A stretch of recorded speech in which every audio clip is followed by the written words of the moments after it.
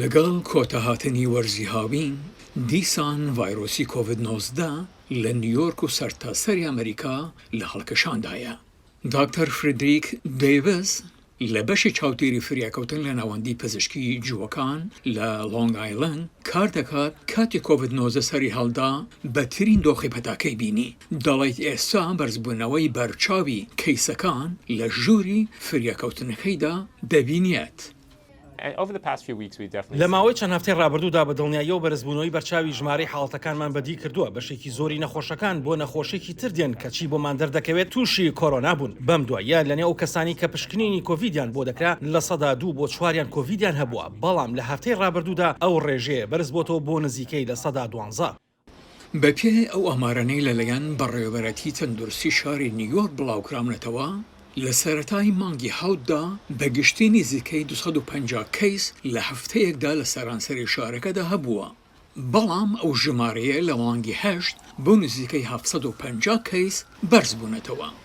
بریارە ناوەندی کۆنتڕۆڵکردنی نەخۆشیەکان CDC تا کۆتایی مانگی 9 یان سەرەتای مانگی 10 دەرزیەکی بەهێزتری نوێ پەسەند بکات کە بۆ چارەسەرکردنی جۆرەکانی XBB ڤایرۆسەکە داڕێژراوە لە ئێستادا دیارترینیانە. بەتایبەتی ئەو کەسانی کە تەمەنیان گەورەترە یان لە ڕووی تەندروستیەوە لاوازن پێویستە ئاگاداری دەرزیەکانیان بن کە بەداخەوە لە ئێستادا بەردەست نییە. دەبوو بەردەست بێت، لە پاییزدا بەردەست دەبێت. پێم وایە حکومەتان پێویستە ئەوەی لە توانایاندا هەبێت ئەنجامی بدەن بۆ خێراییکردن و دەرزی لێدانی ئەو کەسانی کە لە دەرزی لێدانیاندا بەردەوام نەبوون.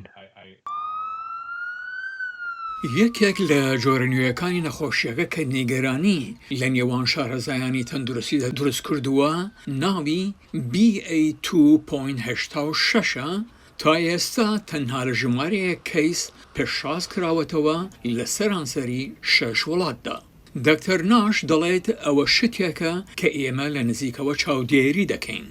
لە 23 مانگی 8دا CDC پۆختەیەکی هەڵسەنگاندنی مەترسیەکانی بڵاو کردەوە، وتی BA2.86 لەوانەیە توانایەکی فەرەتری هەبێت لە توشبوونی ئەو کەسانەی کە پێشتر تووشی کۆڤید-19 بوونە یان کوتانی کۆڤید-19 یان وەرگرتووە. بەپێ ڕێکخراوی تەندروستی جیهانی BA2.86 بەشێک لە ئۆمیکرۆنە، فەرەتر لە 35 گۆڕانکاری لە بەشە سەرەکیەکانی ڤایرۆسەکەدا هەڵدەگرێت بە بەراورد لەگەڵ XBB.15 کە جۆرێکی باڵەدەست بووە لە زۆربەی ساڵی 2023دا.